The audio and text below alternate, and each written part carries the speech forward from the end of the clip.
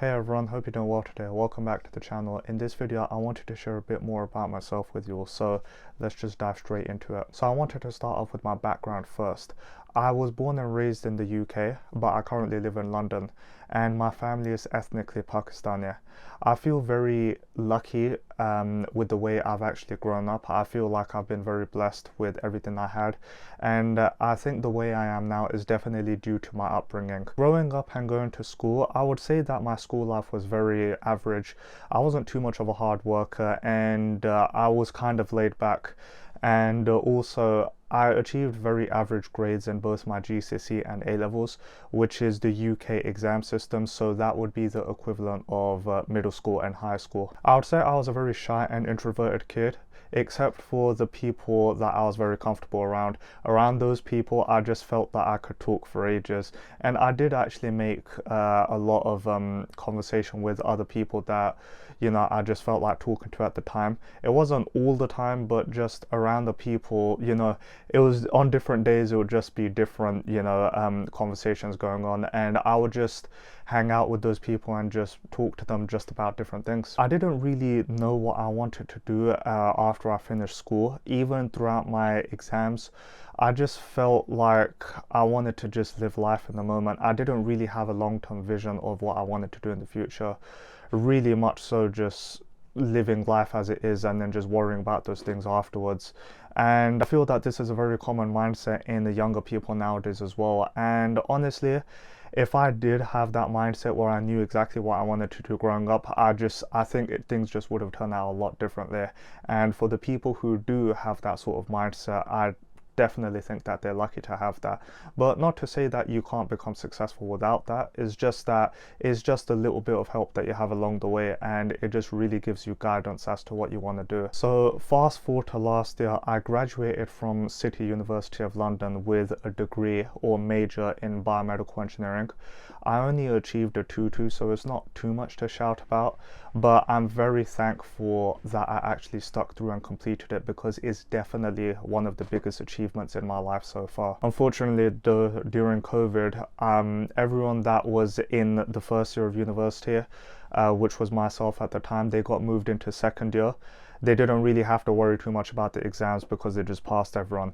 And I know that might seem like a great thing, but personally, it just wasn't too much of a great time, and I just really feel that my time was robbed at university. I only went back in person in third year, but by then my mindset shifted to more about trying to finish the degree rather than trying to get a high grade. And so I guess that's why I kind of ended up with a 2-2. I just kind of lost morale, and it was more about just getting the job done.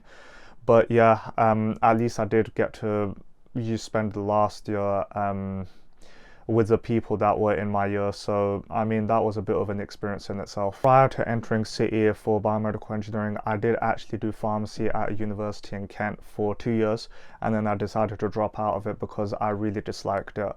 I just felt that healthcare just really wasn't a profession that I wanted to get into in my life, and it felt very boring, and no way I wanted to spend the rest of my life in that sort of environment. So I just spent 2 years at it and I decided to move. I knew what my strengths were in maths and sciences, so although pharmacy is maths and science included, definitely engineering was something that included maths and sciences as well, and it was just overall a much better experience. So I'm glad I did make that change. It definitely made me feel a lot better as well, and I was very happy that I just left pharmacy to go into engineering. I know a lot of people say that everything you go through is an experience, and although I felt like I wasted 2 years of my life, I mean, if it just gave me the realization that this is not what I wanted to do, then I guess I should be grateful for that experience. Now, since I finished my education over the past year, I've been trying to look for a job, mainly been trying to get a job in tech.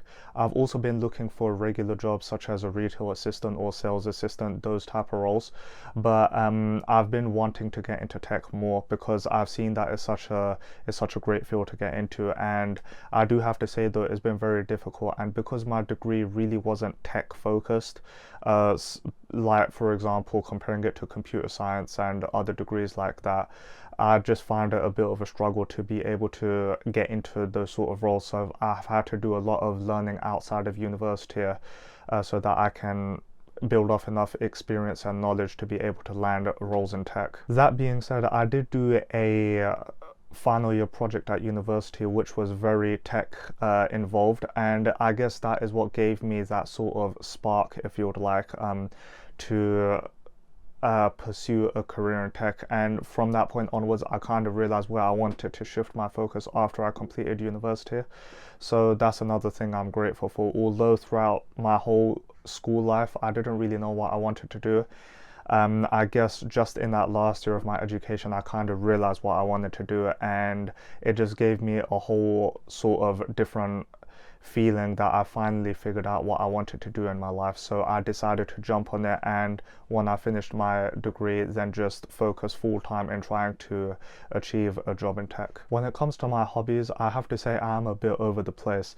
I like to indulge in different things, things that I feel that are worth my time. I have been trying to learn Arabic on and off over the past 2 years, and honestly it is just, I have to say, it is really fun. But recently I feel like I've hit a roadblock in terms of learning the language. I have been learning bits of vocabulary, but I just feel like there needs to be some different thing so that I can kind of propel my learning process. But if any of you are trying to learn the language, then feel free to leave any advice or bits in the comment section below. I'm open to any bits of advice that's going to help me to learn the language a lot faster. Also, a few years back I did do some swimming, which I found really fun. I was doing it with my brother and we actually managed to learn it within a few hours. It was just spending much time in the water is really fun. And also doing gymnastics, which I have to say was very challenging, but I really wanted to learn how to do backflips and just use my body in different ways. So again, I done that with my brother and it was really fun. Sometimes you try different things and you really don't feel like carrying it on. It's just something that I've tried with a few different things in my life. I've indulged in a few different things, but over time I've kind of realized that I just kind of just dropped off of it and I just didn't really want to do it. I don't know if this is a common problem or if any of you have experienced that with anything that you've done in your life.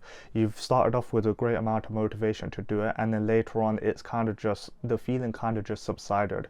That's something I definitely want to change, because there's so many things out there, and if you could just experience those things and learn to get good at them, or pick a few things that you really want to get good at, then I think it can be really fun and enjoyable. I've done the same thing with drawing. Even two years ago I started doing drawing because I thought I would get better at it. I do have a little bit of drawing experience, but I like to do hyper-realistic drawings, and I just felt like I wasn't really getting much progress with it. So I kind of just, I done it for a few weeks again just recently, and I kind of just dropped off of it. I was trying to find sort of ways to get better online, reading articles online, but I didn't really find the answer that I was looking for.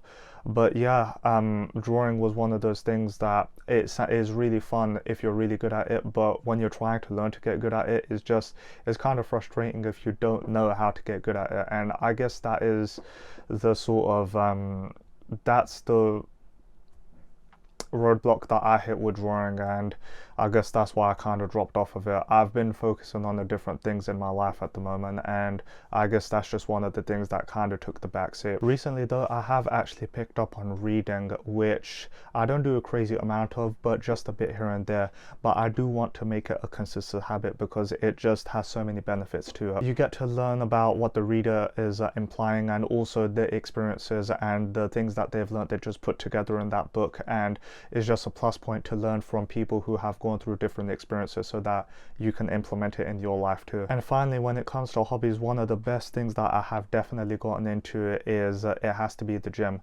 It's just changed my life in different ways. It's actually because of my brother I got into the gym. He suggested it a few years ago and I wasn't too keen on the idea, but then after getting into it, I am grateful to him.